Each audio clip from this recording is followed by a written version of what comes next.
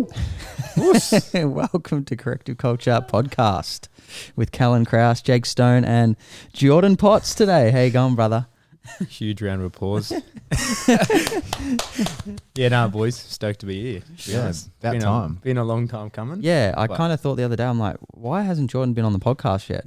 Because I was like, right fuck, now, baby. we hang out every day. Right like, now. Yeah. Time is now. Yeah, Yeah, I mean, this is our, 13th? Is that right? yeah, I think the 13th one. I think so. So, yeah, I know. Yeah, ours are pretty far apart, but it's quality, not quantity. Yeah. That's the way we're feeling Well, about it we're all. trying to do Live them life weekly. like that. Yeah.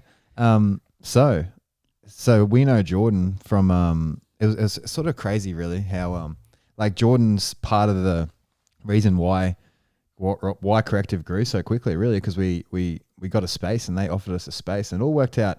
It was amazing how these days when I try and tell my clients like how the universe just gives you whatever you want.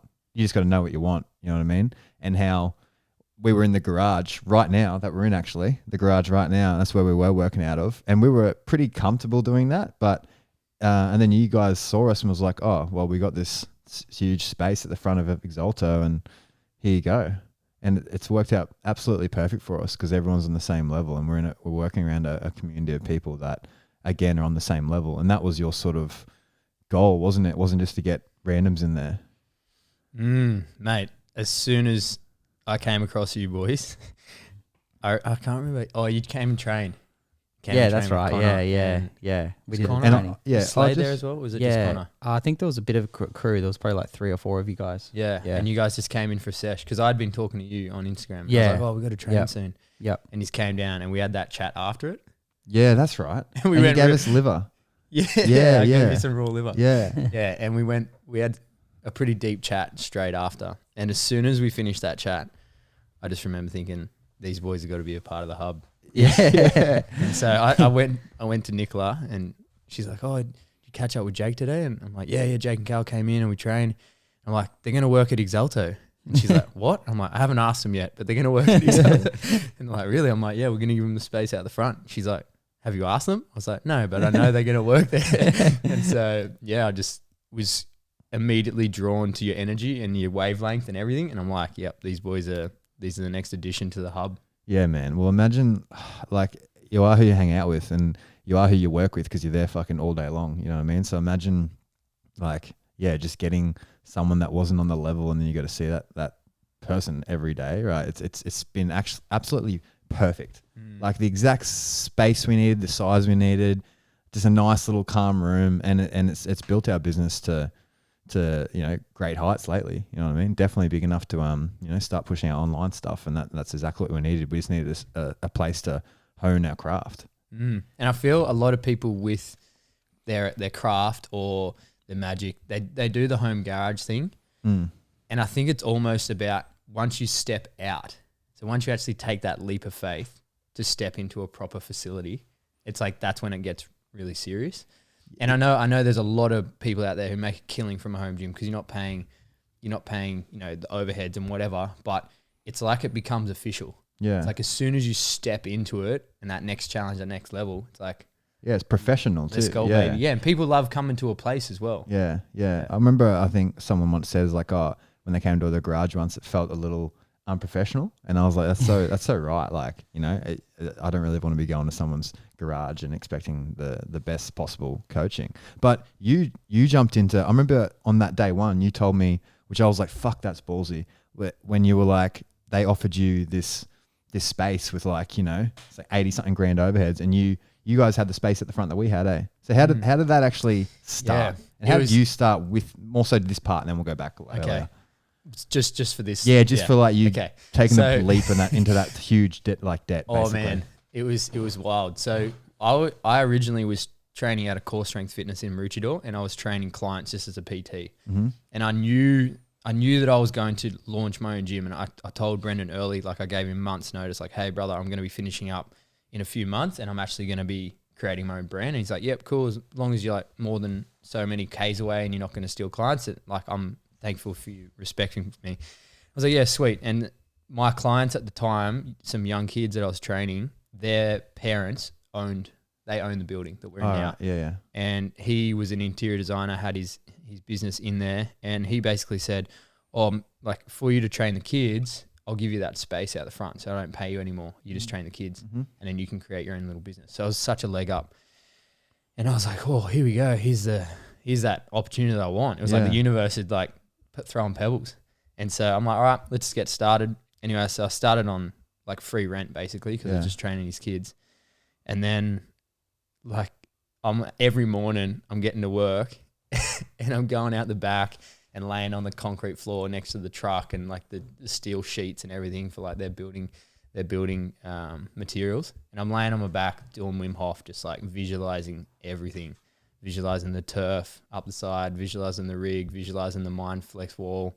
I could see it all, the big brand on the back. And I did that, I reckon 6 months straight. Every time I went to work, I just would get there half an hour early and I'd do 10 minutes of Wim Hof and I'd meditate, just visualizing on the space. Do you mean visualizing like the outside area or the little room? No, the big gym. The whole area. Yeah, the big gym. Yeah. And so I was in a little room and then out the back, they just had like trucks and steel framing and stuff because they do like big jobs on like Coles and Woolies and that. Yeah. And so I'm laying out there just visualizing this being a gym. I'm like, this is the next level for me. And in my mind, I was saying 3 years. I'm like, yep, 3 years in this little gym. I'm going to build my member base, build a reputation. Then I'll step up into this 400 square meter. Like 10 months down the track, and I was just like, hey, do you want the whole space? We're moving shop. And so you've either got to find your own space or you can take over lease. Wow. And I was like, whoa. And Nick and I basically, we weren't paying rent at the time. And so we went to each other like, all right, we're going to take over the whole overheads, a 400 square meter facility, and we've currently got 50 clients. And fuck, we were shitting ourselves. Yeah, man. That leap, bro. Oh, that's man. fucking scary for everyone. And we also went out and asked someone who had helped me get started in the little gym. I'm so grateful. He gave me a little personal loan to get started because I had shitty credit rating and whatever. And so he's like, I'll give you the cash as long as you pay it back in 6 months. I was like, yep, cool, done, deal. And then we went to him and we're like, all right, we proposed him $100,000 to get the big gym set up. And like literally the day before we ordered the material, he's like, no, I'm not in. And then I remember sitting in the car with Nicola just thinking, and she was bawling her eyes out. She's like, how the fuck are we going to start the gym? That was all of our money to start this gym. And we got to get in there. Like we started paying rent like the month later or whatever. Yeah. And we're like, whoa. Anyway, so we just made it happen, scrapped up, and then got like the bare minimum. Nicola's parents helped us out a bit, which is incredible. They've been so supportive. And yeah, we just started with the bare minimum and we've just built from there. And 3 years, literally 3 years to the day yesterday. Wow. Because I moved in on my birthday 3 years ago. Sick. Man, that's such a leap. And it's cool how you like pass it on, like how you do anything, it's how you do everything. So that guy obviously gave you the trust and said, here's rent free for whatever period. And then that's the same opportunity you gave us. So like, either here's 6 months half price rent or 3 months free. But if you probably didn't say that, we probably wouldn't even be there. Cause it's like, I would have had that fear like, oh fuck, I probably don't have the money right now. You know what I mean? But that little opportunity, just open it up. And then it's like, it's how you treat anyone. You know what I mean? And it gives you opportunity. So it really, like, for me, that I take away, like, it could be anyone you speak to, it being nice even, you know what I mean, can give you opportunity. Fucking, you don't even know. You don't even know. That could be the person's fucking, that person's dad could be your next possible investor or something. Yeah. You know what I mean? Yeah. Like, and that's everything. And you never know where it would come from. Yeah, and exactly. that's why just turning up your best as much as you can is so important. And we're all going to make mistakes, but the more self-awareness you build, the more you open yourself up to opportunity. Because if you're just a dick all the time, imagine how many doors you're closing. Like that person that meets you wanted to help you, but you're a dick, and they're like, oh fuck, I don't want to be amongst that. So the more you open yourself up to being of service and being kind and generous and grateful and treating the people around you with great energy, the more they're attracted to you because they want to be a part of your energy and they want to contribute and help. You never know who wants to help you. Yeah, Paul talks about, he goes, when you love yourself so much, then people around you want to get in on that little party between you and yourself. You could say whatever you and yourself means, but when you love yourself so much, people feel safe around you because you're a safe person. You love yourself. You're predictable to be around, which goes back to the survival, right? Predictable to be around, and then you feel safe, so people want to be around you and almost give you opportunity. And these days, it's almost, we've said it before, it's almost taking the piss. Like I learn something, and then the next day someone comes in with that problem, and I'm like, fuck, if I didn't learn that yesterday, I wouldn't be able to help this person. And now the universe is just like, oh yeah, we need this, have this. Like the other day, we needed a website designer walks up to us at Belmondo's and was like, oh, I like you guys, want to work on your website. And it's just like, it's fucking incredible. It's absolutely incredible. And you're opening yourself up to it. People say, like they get all woo-woo and, oh, that shit's bullshit when you speak about manifestation or law of attraction and that. But literally your vibration, and you can put it in layman's terms, your vibe attracts, good vibes. If you say good vibes, people are like, yeah, I want good vibes. That just means good vibrations. Yeah. Or your tribe attracts your vibe attracts your tribe. So your vibe will attract people that want to be a part of it and create a tribe, and your tribe will then create the same vibe. Yeah. So you've just got to be aware of whatever energetic vibration. And if you're an angry person, you're going to attract more anger. Yeah, right. If you're a frustrated or sad person, you're going to attract more sadness. Your brain is literally going to look for more sadness in the world because it's seeking it. It's on the same. It's like a radio. Yeah. When you tune into a radio, if you tune into Triple J, you get the Triple J vibes. If you tune into Hot 91, you get Hot 91 vibes. If you tune into Passion, you get Passion vibes. Like that's the vibrations that are running through our bodies, and people aren't aware of it. So if you're not receiving what you want, you need to get on a different vibration. Yeah, Phil, and hang out with different people, hey, because you see groups of people are always on the same way of thinking and everything, hey. It's like fuck. It's funny, like how do you change your vibration? Like for you, you're a very upbeat person, very like vibrational, happy, But what do you say to someone who's struggling and doesn't have that vibration and they can't fake it? What do you say to someone like that? Just pull your finger out, come train, or like it takes one little step, like one coming into Exalto, doing one session, and then it kind of snowballs. But like someone in a dark area, I know you've been in a dark area. What do you do? It's not an easy question, this one. Yeah. And the answer is so complex because every case is so different. Yep. But where I'm at in my life, I think presence and space is the ultimate leverage. So for someone who feels stuck, they're probably future or past based. So they're either anxious or they're depressed, and they're not actually in the present moment. And so with all the work I do with everyone, my goal is to teach people how to become present in as many moments as they can throughout the day. Yep. Really encourage them to be more present, because even being more present with emotions that don't serve you allows you to process them. But if you just suppress them or skip them or, don't pay attention, neglect them, they're going to grow. Like if you're angry and you just push it down, it's going to come back double, 5 times worse and when something triggers you. Yeah. So first of all, I think we're so busy, we're so distracted, we are so consumed and over-consumed with just fucking bullshit. We're so caught up in our heads. Yep. So we need to first give ourselves the space and the time to slow down. And so that might be, for someone, prioritizing going for a walk, a 10-minute walk every day for a month. Don't even sign up to a gym. Don't even, just go for a walk in nature without your phone, because that's in nature. If you go for a 10-minute bushwalk, you'll get present. It'll take a couple of minutes to drop in, but eventually you'll start like looking up and going, oh, it's actually pretty nice out here. Fuck, I should do more of this. For sure. And give yourself the presence first, and then from the presence you can process, and then now you've got space to start getting clear on what you actually want. I feel when I was so depressed and anxious and angry and all that shit, I never gave myself the time. Yeah. I never gave myself time. And if I gave myself time, I felt guilty, or I would fill it with a void with something that wasn't going to serve me.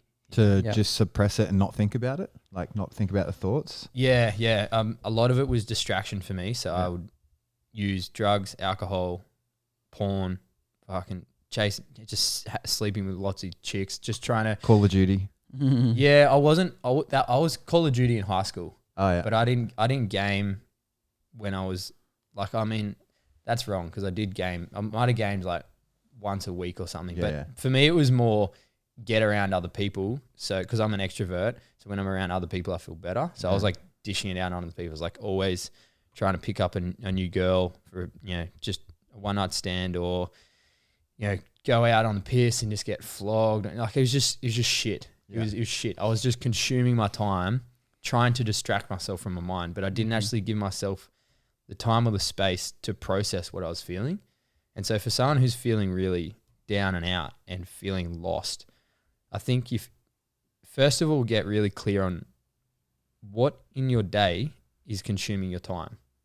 Because we're so caught up, like all you have to do is look on your phone. How many hours do you spend on your phone? Because the phone it's a powerful tool, but with power comes responsibility. And if a tool, yeah, it's a tool, not something to consume. Yeah, a hammer can either build a house or break a sheet of glass. Yeah, it's still a tool. So you're either using your phone for good, and you know, I know I get caught in rabbit holes. Like Nick calls me all the time. I sit on the shitter and she's like, "You still pooing?" And I'm like, "Oh no, I'm scrolling. I'm just brushing my teeth. Yeah. No power tools." So yeah, I got.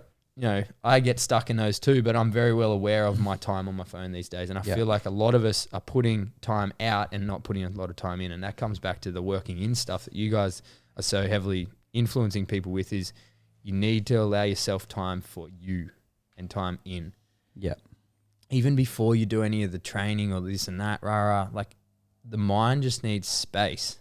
When it's so congested, you can't actually process or shift through anything. Yeah. And I whatever, you know, we've all got our thing. Is it bushwalk? Is it time in the ocean? Is it, you know, hiking, run, like whatever it is, something where you get that sense of that release. Yeah. So even put your sleep, phone hey, like sleep. I remember Paul talks about like, we'll do the things if you want to start getting your shit right.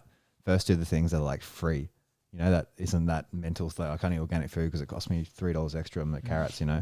But like, he's like, if someone's getting 5 hours sleep a night, then that's the first thing they got to do is get 8 hours. Because I know how I wake up if I get 5 hours and how my whole mind is feeling. It feels, I just don't have energy. You're running like 3 out of 10. Yeah, exactly. It's crazy, man. If I get 7 hours out of instead of 8, I'm running fucking 4 out of 10. Like. It's so most people aren't even noticing that shit, but I realize I'm just not as quick. I don't want to be at places as much. Like I don't want to go to work, you know, things like that. When I love my job, but if I'm tired, I don't. Yeah, and that's your nervous system saying you need to fill your tank up. Yeah, which is a weekly practice now on my Wednesday. Yeah, that's amazing, and how that present. I guess that's why Exalto is so heavily involved in the ice bath scene. Sort of one of the like really the local pioneers at that, you know, now it's huge, but nothing is more present. Like for the people that never get present, there's nothing more present than a fucking ice bath, because you're in there and you're not thinking about nothing but your sensations and the cold. And I'm like, fuck, I'm cold, you know. And then you got to beat that. And it's cool that we're getting the sauna soon, because the same thing happens in the sauna, man. It takes a bit longer. Yeah, it takes a bit longer. But you definitely get to that space. like gradually creeps up and you're like, holy shit, I've got to get back to myself right now, because my mind's doing wicked things. What did you say in the sauna the other day, Jake, when it started getting really hot? You were like... you're not your body, you're not even your mind. Yeah, that's what you said. That's right. I remember Casey started laughing because it was like getting fucking hot. We're all sort of quiet thinking like we're all cash, but we're all silently struggling. And then Jake's like...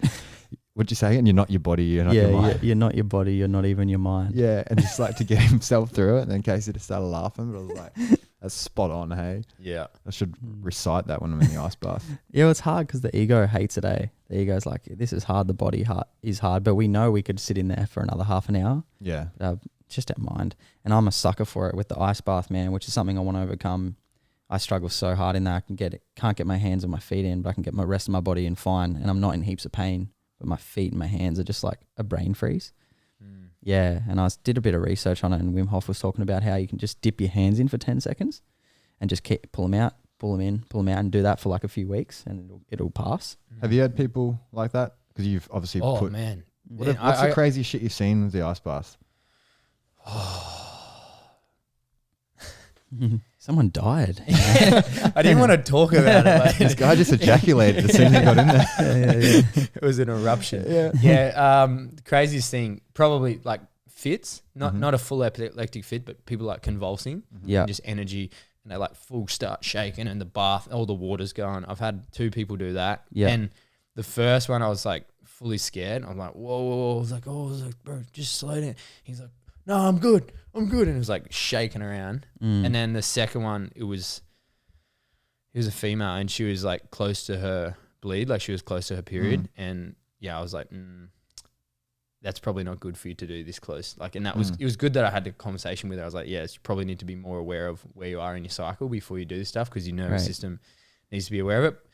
But I mean, apart from that, just funny stuff, like people's reactions, like just the facials. Actually, okay, the funniest thing I've had happen was we put the grommies in there, we put the kids in there, and we put this 10-year-old in, and he's a real expressive kid, and his mate's sitting across from him, so calm, cool and collected, just owning it. It was like full meditating, breathing, and then he's sitting on going, no, my head's gonna pop, and he's like looking at me in the eye like he believed that his head was going to explode, and he's like looking at me with this terror, and I'm like, bro, no, I'm like, just chill, just breathe. And he's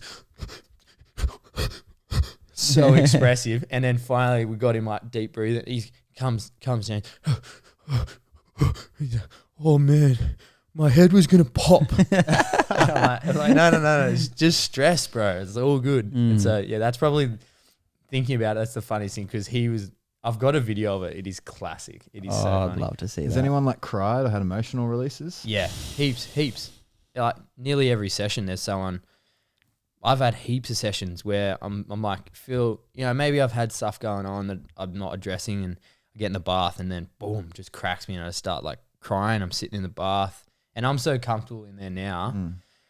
But yeah, tears just coming out my eyes, and sometimes I've had to yell, like just like get angry, like it's like tiger. And I mean, it's an emotional process, because we've been taught in our modern world to not express our emotions. Yeah. Because it, first of all, we think it scares other people, or it's, making them feel uncomfortable.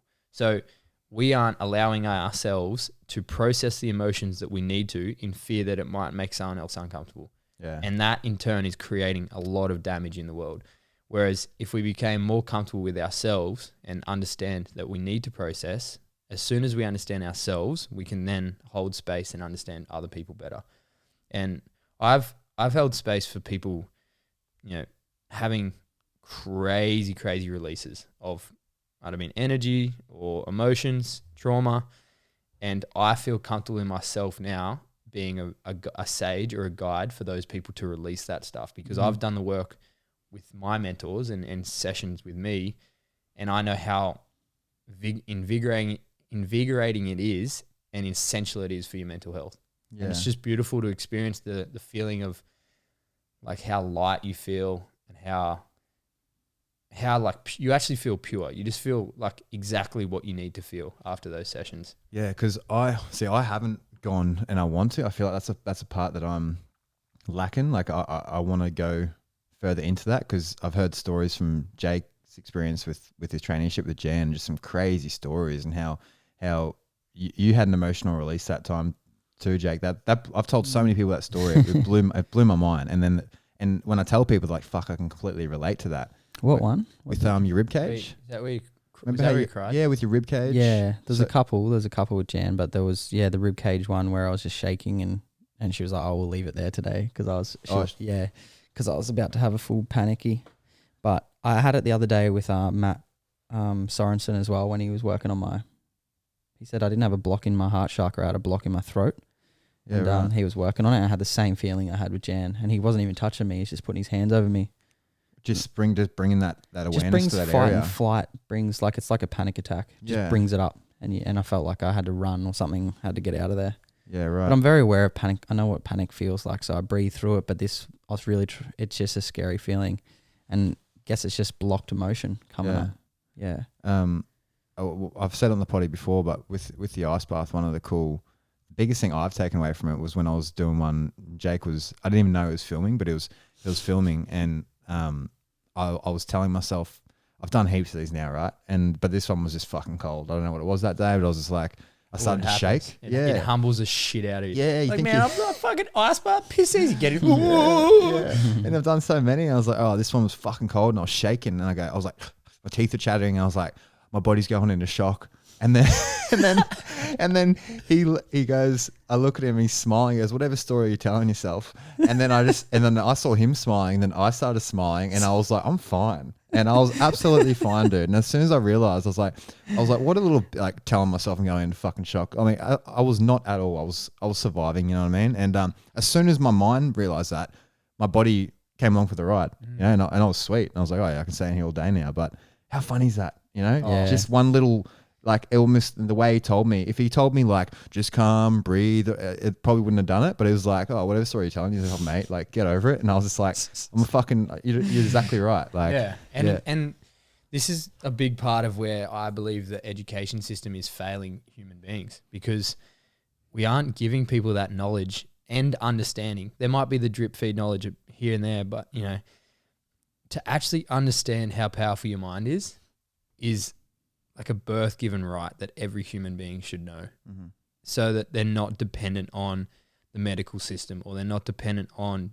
you know, drugs and alcohol and shit to calm themselves down, or they're not caught up in anxiety or depression. Like, it's an illness of the mind. And if we can make the mind clear, then you live that way. And so it's never the body first. It's always manifested in the mind and then brought to life in the body. And so there's something that's going on that you need to you need to rewrite the story in your head. You need to change the paradigm, and so that the emotional vibration is different. Because if you've got a story in your head that, you know, oh, I want to be healthy, oh, but I can never overcome this sickness. I'll never overcome this. This is like, and that's not something you tell people. That's in your unconscious. So I want to be healthy, and then you're seeing a practitioner, and you're going and eating organic food, but you're still inside. You're like, fuck, I can't. I'll never overcome this. I'll never do it. This is way too. You know, someone needs to heal me. Yeah, that is gonna ultimately block and sabotage your whole journey. Yeah, thoughts are the very, very thing, because thoughts, you can end your life with thoughts, hey? So it's like that's the most intense thing, and it has to be at the top of the hierarchy. From ending your life all the way down to childhood trauma, your thoughts are what is creating your reality, hey? And then your subconscious, which is your deep-seated thoughts, shape your body. So if you're really, like, we always talk about posture and shoulders being forward, if you like that, it's like you can really see they're guarding their heart. You look at, you'd want to get to their childhood trauma of them guarding their heart. Why don't you feel free to open your chest up and show your neck to the world and show your teeth to the world and just show who you really are? Yeah, man. And the body doesn't lie with that, hey? Nah. You really can see, without even hearing them talk, seeing someone's posture, you can see exactly the sort of energy or decisions that person makes, like, you know, whether they're really submissive or alpha, or also if they're faking their alpha, you know what I mean? When I was locked up, man, there was this kid, and he was full lad. Like, he had his, remember, we're all wearing the same clothes, right? But you could tell this guy's a lad because he's wearing his shorts way higher, like, got this little gun tattoo down there, and he'd walk with a full lad walk, like full sway, like Western Sydney.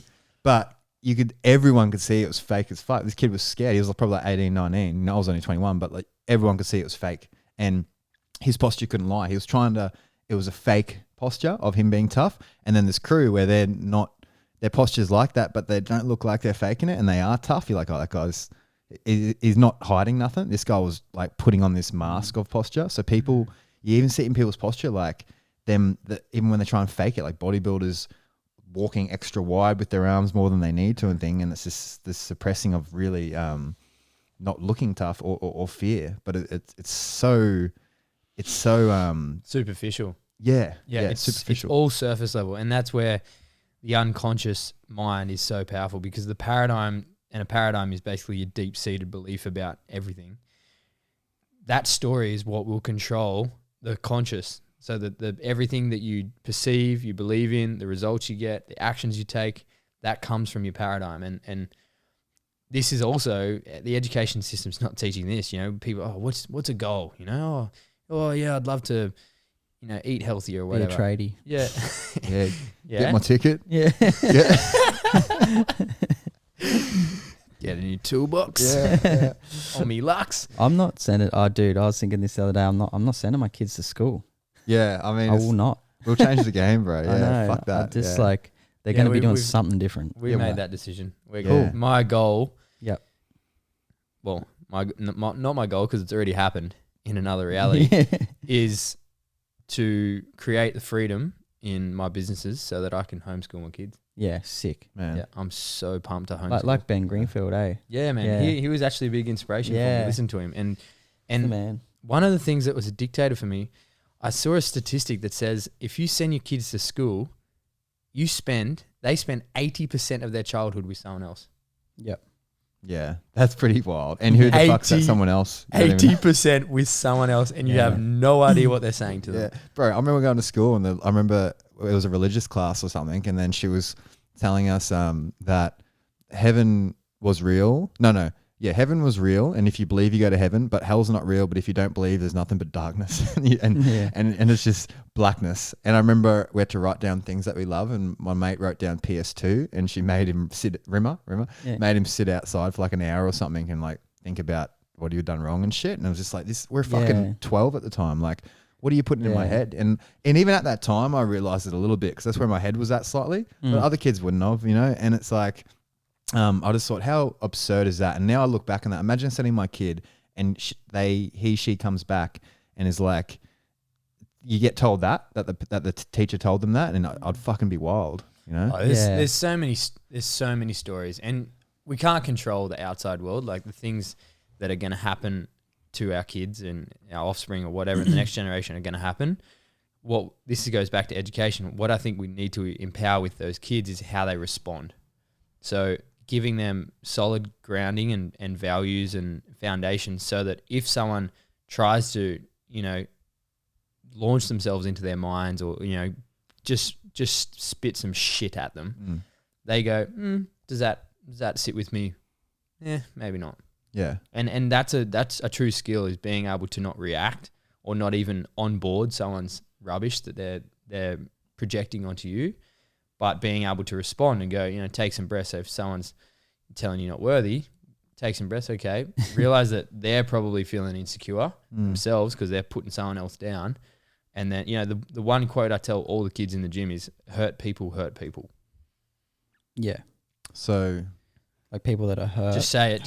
Say it through your head until it clicks. yeah. It clicks now. Hurt people Hurt people. hurt people. Yeah. Yeah. So when someone's, you know, hurting someone, like actually dishing out, you know, Hate. unneeded pain, right? Yeah. Like if we, you know, I know you boys are into martial arts. If you're in a cage, like that's different. That's competition. That's battle. But if you go and pick on someone, if you put someone down, if you derogatory or any of that kind of shit, it's an insecurity of yours.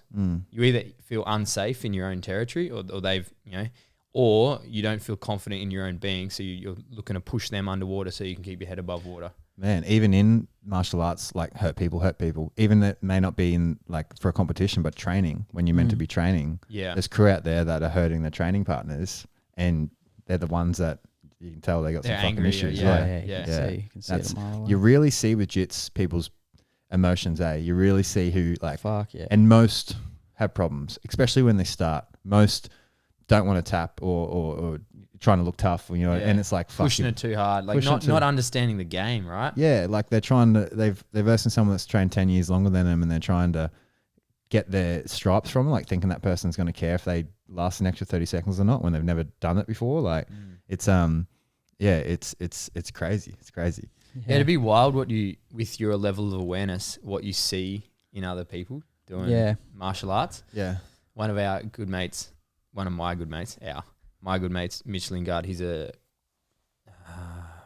level 3 black belt in Anderson Bushikai, which is he's like, they use the stick and Like Jake's character that he played. yeah. But he's a weapon. He's Yeah. an absolute weapon, this bloke. And he was telling me about, Does he do jiu-jitsu? he karate Karate. and then Anderson Bushikai. Okay. And used to be ice addict, ice dealer, Wow. savage, bikey, Yeah. all this shit. Cool. He's a weapon, and he's Yeah. so aware of what's going on. Mm. And he's like, you can see people when they come in, you can see their emotions in their body being expressed. He goes, if Yeah. someone doesn't feel safe and they're coming for, to learn personal defense, they're like real closed off and timid. And they're like, I just want to get like the answers of how to protect myself kind of thing. And he's like, if someone's angry, they're just like way too hard into it. Or, if someone's depressed, they usually get angry. They get down really easily if they're not winning or whatever. He goes, you can do a full evaluation within the art. Yeah, I suppose like the martial arts is good for that. Hey, you can fully see. Yeah, I think that's the most important thing, even with karate and things like that. That like my dad even admitted Dad's like a 6th or 7th Dan. Well, actually, no, is he just 4th Dan? I don't know. He's done a lot of karate under Richard Norton, and he's like it doesn't work. He's like, I spent my whole life doing this. I did 30 years of it. And he goes, he's like, you would look at the UFC and stuff. He's like, it doesn't work. But he's like, the general principle, the martial arts side of it does work. Teaching people how to, have discipline and don't stroke your ego too hard. And that's the purpose of it all. That's the purpose. And you see it go fray so much. Even we know, high level people that have the biggest fucking ego. Like high level coaches and that have the biggest ego. And I'm like, whoa, this guy's wants everyone to bow to him, basically. And that's what it is, really. Like, and you wonder. You see it in everything, like spiritual circles. You see it in everything you do. We create groups as humans, and it's like a group ego, and there's one alpha at the top that enjoys being the alpha. Yeah. That Alan Watts thing we put on, bro. What was that? Remember that? We put it on this where it's like, look how spiritual I am. Basically. Basically, it's like that. I hope all our listeners think we're spiritual. And that's what I love about watching the Bikram thing on Netflix when the guy goes, I'm the most spiritual man you've ever met. And I'm like, while he's in the middle in a hot Bikram room, he's on a fucking crown chair. What do you call it? A throne. And he's got a fan, two fans and aircon blowing on him. In this hot room, he's telling them all like calling them fat, like pick up your gut, like do this, do Amazing. this. And then he's just fucking all the chicks afterwards. Full cultish show. You got it. Not even fucking raping. Yeah. He's just a sick human being. Yeah. You got to be careful because like your spiritualness can definitely, like I've been there when I first started learning Czech. I was like, this is the answer. And I didn't know at the time, but I was preaching it to everyone. And even my Jai was like, dude, like, calm down, man. Really? Like, we aren't into this shit. Yeah. And we're not going to be. And I was like, until I learned that, I was like, fuck. Because it fixed my back, changed my life so rapidly. I just wanted to spread it. Yeah. And like good spiritual teachers say, your faith is flickering when you need to tell everyone else how good it is. True. Yeah. True. When you don't need, when you're doing things just perfectly, just for yourself, that's when it's and that's when it's right. That's when it spreads too, hey. Yeah. That's when it spreads the most. Yeah. When you don't push it out. All you got to do is embody it. Like you become a Bible basher otherwise. Like no one wants a Christian to turn up on the door banging, you must do this, you must do this. It's like if that's your belief, that's cool and go for it. But you can't force this shit down my throat. No way. And so I will get to my own realizations or my own growth when I'm ready for it. And I'll feel called to the people to teach me in good time. You always, when the student's ready, the mentor appears. It's like, there's no reason to really flog a message because the message, and this is what my current mentor says, there's a right message for the right person at the right time. Yeah. They're the only three things that matters. The right message at the right time for the right person. So you could have the right person and the right message and it's just the wrong time for them. You could have the right message and the right time, but it's just not the right person. So it's all of those three. When that links up, they go, bang, there's my teacher. There's my mentor. That's what I need to learn in my next step. And so there's no need for us to really force. Yeah. In fact, it's all about empowerment. And you just give people the opportunities and if they take it, they take it. There's no need to keep pushing and pushing and pushing because you just drive people further away. What was the turning? Was there like a turning point, like a 1 day turning point thing where you're like, all right, everything's changing now? Like, did you see a video? Did you hear a podcast? Did you just have a really big night out that you regretted? Like, was there anything like that? Meeting someone in terms of the spiritual side, or in terms of like getting on the piss and on drugs all the time, and all of a sudden not doing that anymore? Oh yeah, nearly dying. Oh yeah. I fell 10 meters out of a tree. Oh right. I woke up out of a coma. I was at Splendor on the end of a 6-year bender. I started when I was 17 and went hard for 6 years. In Byron? Yeah, in Yeah, Byron. I was yeah. in Byron for 6 years straight. No, yeah, I was down at Splendor, and yeah, I was so caught up with emotions. I was so railed with depression deep down that I wasn't addressing. And I also was very nervous about the future. I was very nervous about tomorrow. Yeah. And so I was looking back going, fuck, all this shit's happened to me. And then I was looking forward going, what's going to happen tomorrow? This is fucked.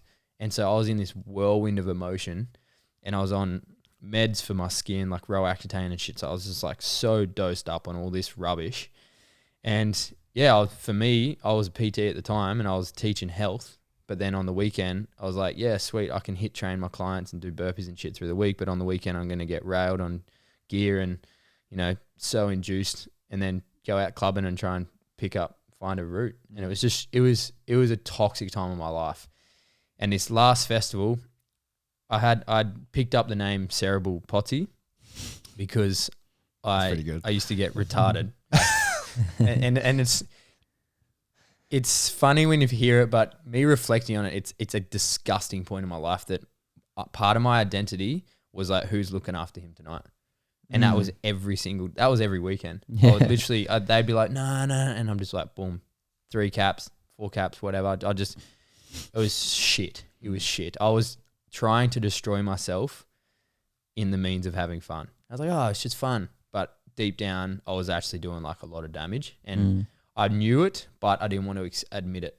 Yeah. So I was like, yeah, this is just how I go about my life. I just live for the weekend, and then I write myself off, and I'll do funny shit and jump off tables and run into walls and, climb, I was just a menace. So like sort of like a Joker archetype, like were you like trying to make everyone laugh? Yeah. It was attention seeking. Yeah, It was definitely. And I knew, like, I got a fucking high pain threshold. And so I used to do stupid shit to make other people laugh just so that I was getting attention. Yeah. And it was a really easy way to do it. So at this Splendor, I'd absolutely cooked the chook. I was so far gone, and it was raining, and there's this 10-meter tree on the way up to the amphitheater, like on the main hill. And I was with my mate. I was with a bunch of mates, but I was with my one mate, and we'd done it in a year previous when we weren't so cooked, and we'd like looked over the whole of Splendor at night with the lights and the tents and then the stages. It was wild, man. Anyway, we like walking up, and I'm like, oh, let's climb the tree. I don't remember this, but this is how he told me. He's like, no, man, no, it's raining and you're fucked. Don't. And then I've just started scaling this thing, and he's like, man, shit. So he started following me up, and I was like jumping branch to branch, like launching at 10 meters up, like in the wet. And he's going, fuck, he's off his head. Anyway, I jumped to a branch and it snapped, and then I just pinballed my way down through these branches and landed on my feet, fortunately, on a slant, like on the hill, and blew my right hip out, and then just like fully collapsed, went into an epileptic fit, started like bringing up foam, like I was convulsing, and his partner at the time was there, like she was like full traumatized. She's like, holy shit, what's going on? And this security guard ran over, and yeah, anyway, they air rushed me to hospital and induced me into a coma because they thought I might have had bleeding on my brain or I might have had spinal damage. And so they just induced me, and then I woke up 3 days later looking at my dad, who was looking at me, and he just, what's going on? Like, you're right? Like, what's up? Few too many beers last night, mate. And I just knew, like, that was that point. Yeah. That for me was the penny dropping, going, this isn't what I visualized my life would turn out like. I've always thought that I was a great human being, but I didn't know how to get through the emotional trauma that I was experiencing. So I just like slowly turned into someone that I never wanted to be. Yeah. And then all of a sudden it came to this near-death experience, and I came out of it, and it was like the perfect mirror. And I'm like, I'm not going to continue living like this. I just made a decision. No, I'm not doing it. So in that moment, I chose that all the data that I had consumed up to that date had got me to that point. And so if I need to go into a new result, I need new data, I need new knowledge, new environment, and I need to propel myself in a new way because I didn't want to continue living that way. So the pain teacher, basically, hey? Mm. Yeah. Was there any signs prior to that? Yeah, yeah. You just weren't listening, or were you just Man, I'm so fortunate. Yeah. I've never actually spoken about this on on a podcast. No one's actually asked me that, but yeah. So I got really cooked one night, didn't sleep, and then drove from Noosa to Mooloolaba to work. And as you're coming south on the motorway, and you go through that little under bridge pass, and then back, and then coming and fell asleep at the wheel. Went down into the ditch, took out that whole fencing, through the fence, up onto Nicklin Way, nearly hit a car. Whoa, woke up, bonnet's like fully ripped up and in my face, and I'm driving cooked, like, whoa, what's going on? Shit. Pulled over across from Amart All Sports down the road, and I'm like, whoa, I nearly just died. It was so hectic. Wow. It was so full on. Like I was fully asleep at the wheel and drove through that fence, down in that ditch, up onto Nicklin Way, nearly crashed in the car, pulled over. And I was like, oh well. Fix my car and then just back into the old habits. Yeah, so that would have been the first. Yeah, like Paul says, like the universe, you're not listening, the universe gives you a nice wake up call, and then it really gives you a wake up call, and then you know what it's about. You're like, oh fuck, all right.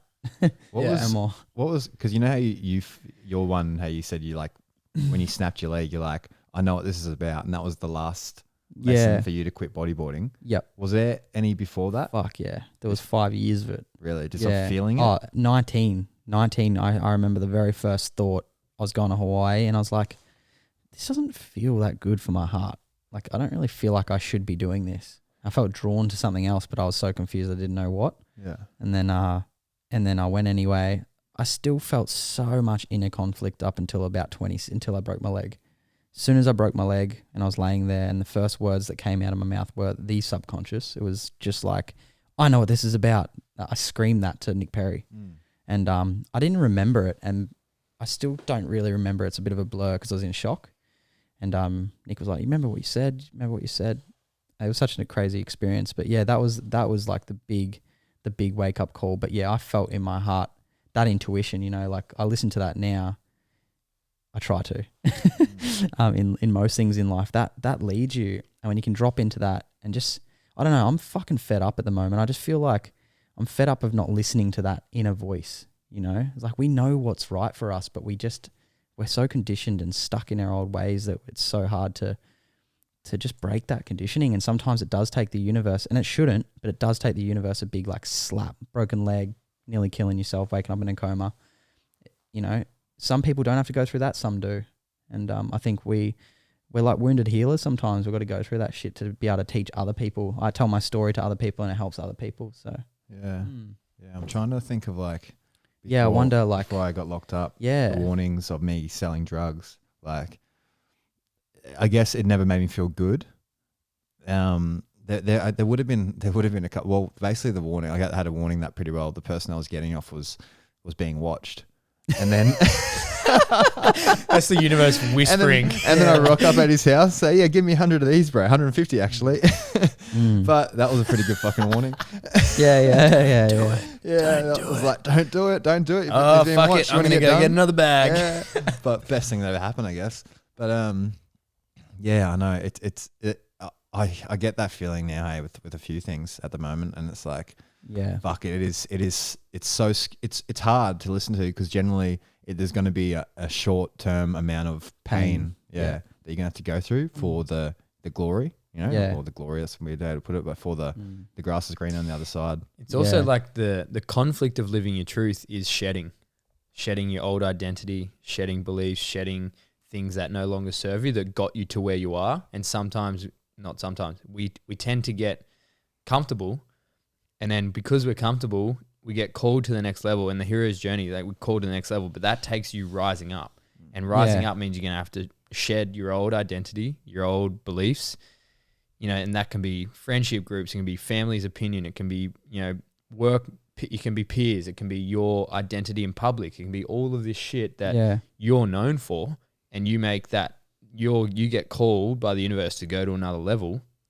And it's like, fuck, that's going to have a little bit of discomfort. Like I'm going to maybe, you know, I respect all of them so much. I had such a great childhood with them, but I knew the boys I was hanging out with and getting cooked with every weekend weren't going to get me to a healthy point of view, and they weren't going to get me to the level of success that I could see in my mind's eye of what I wanted for myself. And if I reflected on it, I'm like, is this environment going to get me the result that I want? If I go back and hang out with these boys, as epic as they are, surfing together, hanging out, you know, talking shit, doing drugs, doing funny stuff, skating, whatever, it's epic. But is that what's going to get me to the next level? And am I disrespecting them by evolving? No. Am I disrespecting myself and my truth by staying there? Yes.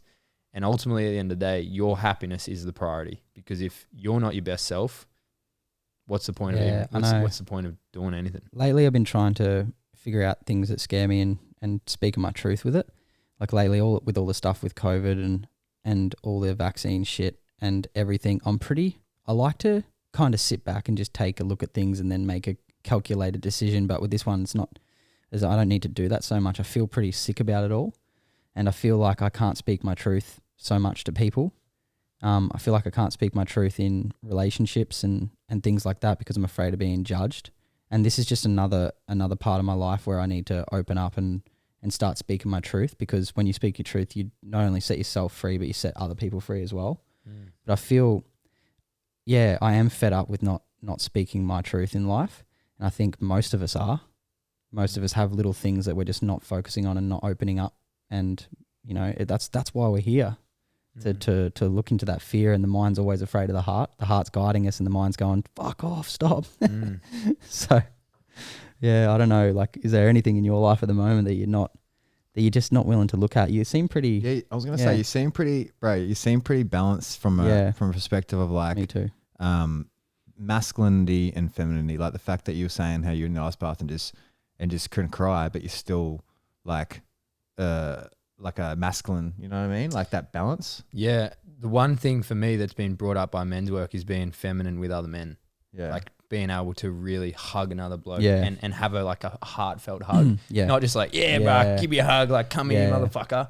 Like actually being able to hold space for men, because, you know, you grow up, if you're in Aussie culture, you touch another dude and you're a gay cunt. You know, like you're a faggot. You get labeled with these things, and it's really it's damaging, because for young boys especially, we start neglecting connecting with men, and like we're a brotherhood, and so if you're not open to talking to your brothers, if you're not open, and ultimately we get healing through each other. Like yes, we can get healing through partners and females and stuff and that. And that's a different energy. But when you actually have your brothers that can support you, because they understand your physiology as well. And so when you can connect with a man, you know, even like I remember the first time I did eye gazing with a male in Melbourne, like I was like tuning this chick, this hot yoga teacher, and she's like, "Oh, come to this fire dance circle with me." And I was like, "Yes, this is sick." I'm like, I'm into that tribal shit, banging drums and dancing around the fire. And we get in there, and they're like, "Okay, here's your partner." And it was this guy, and he's like, "Now look into his eyes for half an hour." And they were playing like drums and shit. Whoa, and, man! Bro, I had so much conditioning coming up from my child. I'm like, is this gay? I'm like, do we have to make out or something? And I'm like, this is hectic. And half for an me, hour. Oh, bro, it was intense. Yeah, that and would we both started crying at the end. Like we was so much resistance between both of us. I remember it was like this. It was like we're looking at each other, but there was a concrete wall in between us. We both had our guard up and you look into each other's soul, and both of us like, motherfucker, I'm not fucking giving in. And then they play like music and shit, and eventually like you kind of just go, oh, I don't need this shit. Like I don't need that story that I can't look into a dude's eyes without feeling like it's not my truth. My truth is connecting with human beings and being here for each other. Yeah. And so like that was a really early on experience for me. That was in 2017. And then the next time I did it, I felt so comfortable. And I remember doing eye gazing with another guy at an event, and I was like fully calm. Like looked at him, fully accepted him, like looking into his eyes, and I was repeating in my head, like the mantra was like, I accept you, I see you, I love you. And he had a block, and then all of a sudden just like You saw him drop in. Yeah, he just dropped in, and then it was like he was just a child that'd been seen. Yeah. His inner child just went, I've never been, so no one's ever looked at me like this. You know, and how many people has he looked at eye contact but never actually connected? And for me, that was a really invigorating point of view for me, because I'm like, it's not, and there's nothing wrong with being gay. If you want to, if you're gay, that's cool. Like, that's your own thing. But being affectionate to other men doesn't make you in a homosexual relationship or having gay tendencies. The only thing that makes you gay is when you put your penis in another man's butt. If you smile. Technically. Yeah, like eye gazing isn't it. But God, I would love to see you do that. Yeah, I'd love to see Callan do that. Yeah. But man, so much shit comes up because we're conditioned Yes. out of that connection. And so for me, when you say, what am I looking into? It's being more affectionate with men and having those stories that come up and then letting go of them. Yeah. You know, and one of the things I did was when I started doing breathwork facilitation, I hold space for men to cry and bring up, you know, whatever needs to come up. And sometimes I need to be a rock I always need to be a rock as a facilitator. I need to be a strong, calm energy, but also a vulnerable reflection of them, that like it's okay to feel emotions. Yeah. And so for me to do that, I need to clear these stories around being able to hold men and be like, have them in a safe space. You know, one of the first ones I had was actually with Joshy Sherwell, and he was having a full release, like full fit. And I was his sage, man. He was laying in my arms, and I just caressed him. Like, I was holding him and just telling him, you're okay, you're loved, I'm with you, you're safe. And I just kept telling him that, and he came back to it and he's like, well, like, he was just blown away with the release. So, whoa, that was hectic. And it's something that we're not really encouraged to do in our culture, and especially, you know, in young boys. You know, I see it in the gym. You know, there'll be a young boy do something that's, you know, not masculine, and then just, oh, gay, you're a faggot, you're gay, and I just pull him up straight away. I said, look, boys, it's not on anymore. Like, it's really not on. We're evolving past that. If they're more if they're softer as a male, you gotta let them just be it. They weren't, you know, they're not the tip of the spear. That's just their makeup. Yeah. And you don't need to, you know, harass them for that. Whereas I got sucked into that whole narrative at school. Yeah. Big time. Fuck yeah. It's like, you know, dudes calling me gay, so I'm calling other dudes gay and faggots, and it's like it's creating this paradigm around, we're so blocked off as men from our feminine energy. And so we have all this yang, all this masculine, and then we can never heal ourselves. Man, this makes me think about one of my old mates from school. He used to call everyone a faggot, and now he's got a boyfriend. Yeah. and I think about the pain he must have been going through at that time, because he would have been gay the whole time, you know what I mean? But now he has a boyfriend. He's fully out. He's comfortable. But during that time, he was like, "You fucking faggot," and now, you know, now he's free. But imagine what he was feeling at that time, like that inner, oh fuck, you know, because it's like that. It's like every guy. It's like every guy pretty well is brought up in that thing. That's so cool that you talk to kids about that stuff. Hey, and I see you, like, I've walked out before and see you pull them up on something where someone said something, even just like their language, just pulling them up on their language. Hey, I don't mean like swearing, but language is in like their words. Their words. The stories. Yeah, their stories. And like, no, what do you think that? Like, rah, and then like not letting them get away with it and actually bringing it up, making them stop and think about what they just said. Because you're literally programming them to think, right? And how to think, not what to think. So it's such gold. Hey, what you're doing now? You need that and you need that martial arts too, like jiu-jitsu. Yeah. Just so you can kill someone. Yeah. But you don't ever need to. Yeah. But that's the beautiful thing about the arts, right? It's not just fucking beat them up. You're actually learning self-control and self-defense and confidence in yourself. And it's I think that provides you a level of safety within your own being. Oh man, you see it in people's eyes. Like, I feel like you look at Callan and you'd go, probably he seems approachable, but I probably wouldn't fuck with him. Yeah. You know what I mean? And that's just an aura. It's just a feeling. Same with you. It's like, hang on, you're not agreeable. You know, you're going to stick up for yourself, and people don't fuck with people like that. And it's just the way it is. But if you see, like you saw in prison, that guy with his shoulders forward walking trying to fake it, you see it. Yeah. And I think jiu-jitsu or any martial art gives you that, like, that aura around you where you're like, nah, I can hold myself here. Yeah. Yeah. Hold space myself. And It's that just an inner knowing. gets you out of drama, man. But It exactly, does, it doesn't yeah, even you come to never- you. Doesn't no. even come to you. The whole Yeah, time I neither. was in jail, never had too much drama. You know what I mean? Yeah. But crew did. But just because, exactly like you said, like I was friends with everyone, loving with everyone, like literally not acting any different. Like just how we are now, just normal people you'd meet in the street. Most people are like that, right? In there. But at the same time, still that like feeling of like, you know, when I did get tested a couple Yeah, times you're with like, words. wait a minute, bro. Yeah, just a little bit, like you match it a little bit with Yeah. I think were you saying like Tony Robbins, or in one of the things he was like, if he gets someone that's sort of angry, he matches it with a little bit, and they're Yeah. like, oh, I respect this a little bit. Yeah. Sort of the same Yeah, vibe. it's a when, vibration. yeah, Yeah. I remember this like this big sort of indigenous dude was like, he ended up getting kicked out of the unit, right? But sort of came up to me like as we were playing cards and just almost like fake, not doing it, but fake punch me in the ribs, like just as if I was a punching bag. But he didn't do it, but I could see he was seeing how I was acting, and like he didn't actually do it. And I was just like looked at him like, just like gave him a little eye. I was at a table with a few of the boys, and it was, there was so much in just the eyes that we all just, this little subtle communication that he never actually did anything. But I remember he would ask questions and I wouldn't give him like, oh yeah, I'd be like, hold up, mate, like, boom, playing cards. Oh yeah, so what'd you say? Like shit like that. But I knew what I was doing, and I was scared, but I still would have bashed him. You know what I mean? Yeah. He was a lot bigger than I have, but I was like, I knew he'd never done jiu-jitsu. You know what I mean? Yeah. So that I still had that behind me. But if I didn't have that behind me, man, maybe I would have rounded over a little bit and tried to make myself look smaller because I didn't have jiu-jitsu. So I don't know. Yeah, it's seriously can't be faked. It has to be an energy that you have built and have deep inside you, I think.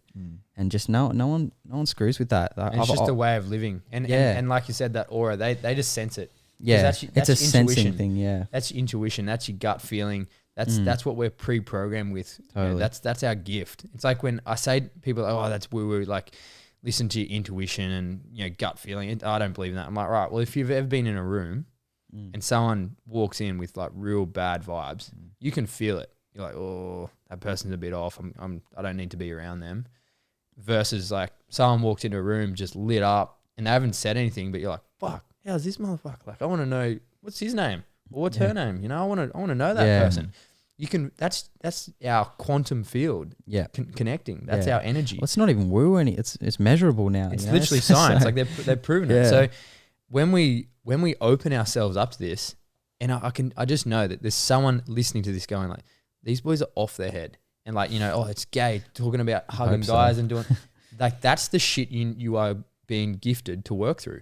And I Yeah. know when I have a judgment of someone else, that's me going, Yeah. oh, that's what I need to work through. Fucking Yeah. oath, eh? Yeah. No one can make you feel a certain way about yourself. So in relationships, that's your karma. Like someone says to you, "Oh, you made me feel this way." It's not your fault.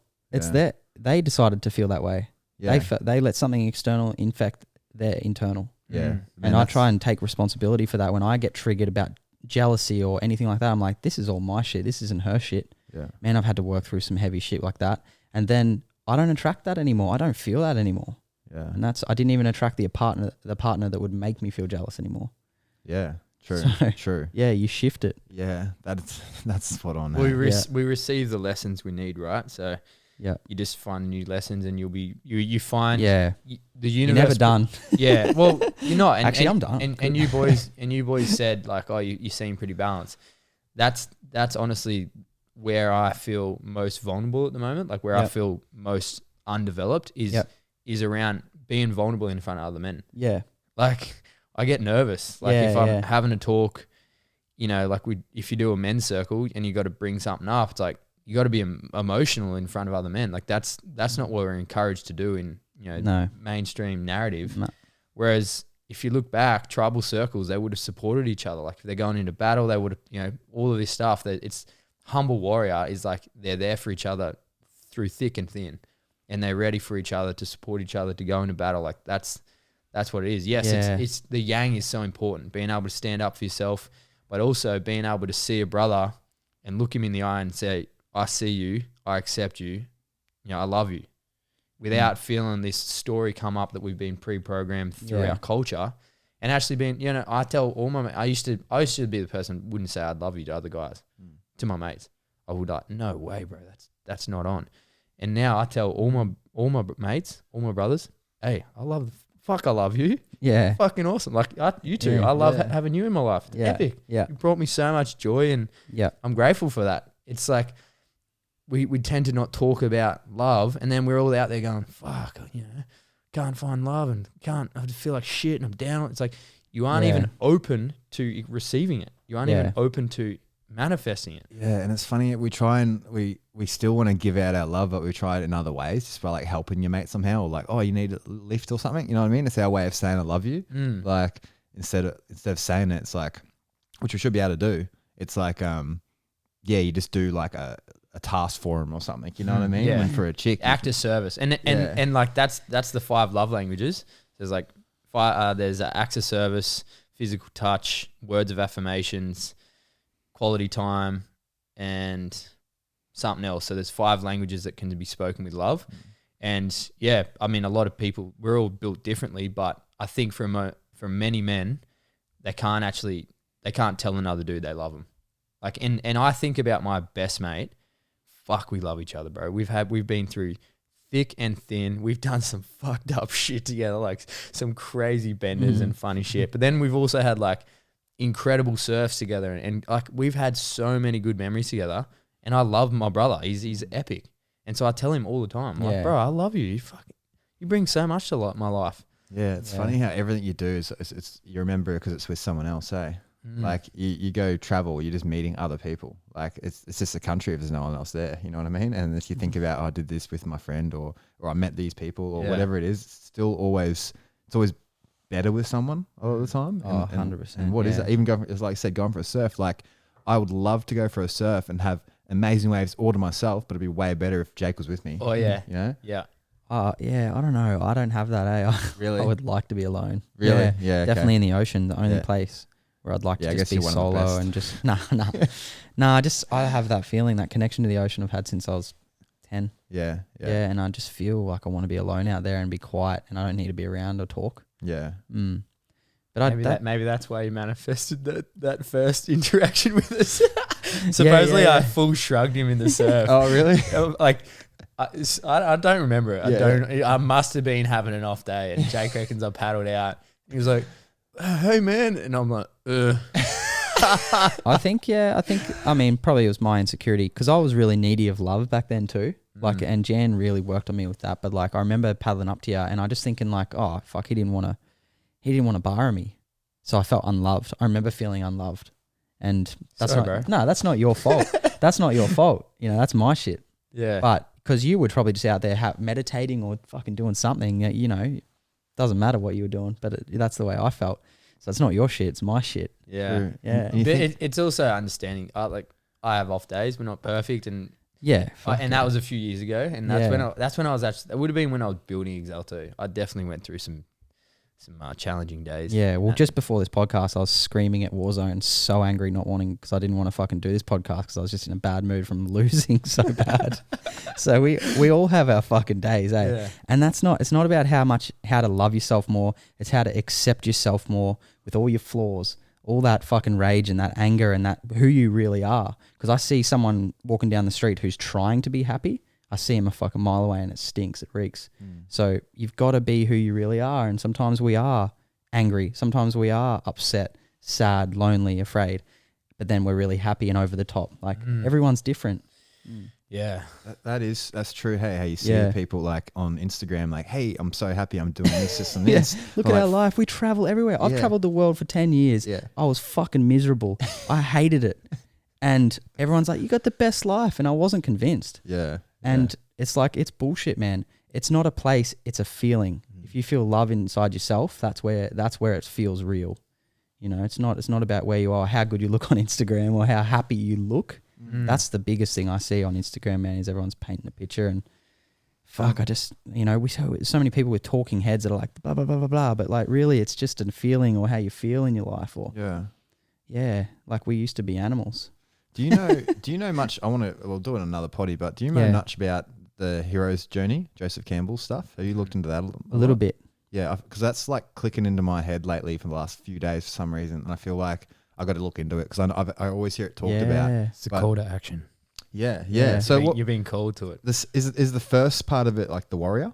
Is that the first part of the journey, or you're not sure? I know Oh, it goes into warrior, and then it goes into more like, again, back to that I, we, all, because I felt like where I'm at with my journey, I was definitely that. I feel like I'm getting out of that warrior phase, and I'm yeah. So you're going back to your comfort phase. So you always go in circles, Yeah. and you'll go to a level, and then every level has a new devil. So you get to the level and you conquer the devil, which would have been you like stepping into this, you know, health and check and whatever, and like, yep, this is all feels uncomfortable, but I'm owning it. And now it's starting to like, you're in that comfort zone where you if you live like your life like this, there it won't be that much excitement, because the next level is saying like, you're ready, Cal, you're ready. And so you get to that point, the excitement wears off, and you like, all right, and then the next devil or the next challenge presents itself, and it's like, oh, well, am I ready to step out in this field yet? Or, let's just chill. And then it'll chip away at you, and then you'll go, shit, now I've got to take action, because now I feel I need to step into something, a new challenge. Yeah, a new service. Hey, it's just like, oh, what's the next? It all ends up being a service, doesn't it? Like your new challenge really is another service to the world, but bigger. Yeah, and the challenge is not getting to the point of distress to make the decision. So don't get to the point where you're actually wake like, up in a coma. yeah. Well, but even like mentally, you're not like, fuck, I'm sick of this. Got to do something different. It's like you had that feeling so many times in just a smaller version, less intensity, chipping away at like, just go to the next level. Go to the next level. Just do it. I know you're curious. Just do it. Just go and learn that thing. Try that thing. Do this. And then you're like, nah, I couldn't be bothered.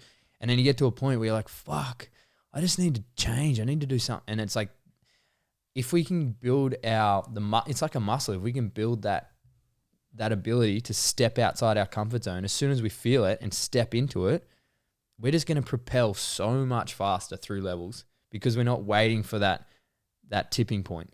And that tipping point sucks. It's like there's a lot of emotion in that tipping point. Yeah, it's very scary. Joe Russian talks about the analogy of a rubber band around your life. You feel like a rubber band's constricting everything, and everything's getting a bit harder and more stressful, and you feel like it's just getting tighter and tighter, and the more you're not listening, basically. Yeah. And whenever you're on your path, it's all just flow. Yeah. Fuck yeah. So that's probably a good spot to pull it up. Yep. A bit over an hour, but we definitely Shit. Yeah. Goes quick, doesn't it? Yeah, it does Goes go quick. We'd like to keep them around an hour. Yeah. I was about to tell another story. I was just cracking the can. But we definitely we'll do it again at some point and get more into just into the fine details of your early years and things like that. But that was cool, bro. That was that was real cool to hear. I didn't even know the coma story and things like that. So Well, you haven't heard that. No, I mean I think we brushed over it, but not like that. So if anyone, I mean, there's the podcast. So I did like 10 episodes during COVID. There's a podcast that I actually do with Nicola. So she asked me, she's like, no one's interviewed you in depth about your journey. Like she's like, you always tell your like accelerated version, but she's like, I want to do a whole podcast on your actual journey. And man, I ended up like I was sitting across from Nick in our bedroom, and we recorded a podcast, and fuck, she used to be a journalist, so she's got some sneaky tricks. Amazing. Fuck, she asked me some questions, just broke me, bro. It was full crying, like cracked me open hardcore, and I'm like, damn, this You're with a powerful woman, my friend. But then that like story of like, damn, you crying on a podcast, motherfucker, you being a bitch, came up, and I'm like, you know what? People need to hear this stuff. Like this is me stepping into vulnerability. Like, I had a challenging upbringing, and I had a challenging, not necessarily challenging, but I experienced a lot of emotion, and I've learned now to start processing it. And on that podcast, I definitely did. So if anyone's interested, go and check out Exalto podcast. And come train with us. Come down to Exalto or Corrective Culture and just fucking join the tribe. Come and hang out. If you got kids, send them Jordan's way for sure, and get them to sort them out. Yeah, young kids. Boys Clam just and its norms. Boys Club just kicked off on Monday. It was vibe. 30 kids. Yeah, holy shit, dude. I saw them all rocking up. Oh, man. I had to get out of there. I was like, whoa, I'm taking it from the room. It was very funny. Again, just teaching them to breathe. So sick. Look, the energy just goes like all these boys running amok, throwing balls. Get them in a line. Just takes 3 big breaths. Ground yourself. Boys, you got to respect your energy. You're young boys. We understand you got energy, but you got to respect it. Yeah. Otherwise, it'll get you into trouble. So. Spot on. Amen. Spot on. Amen. All right. Amen. Well, Praise the Lord. praise the Lord. Our whole Our whole great spirit. All right. Well, yep. We'll keep in touch with y'all.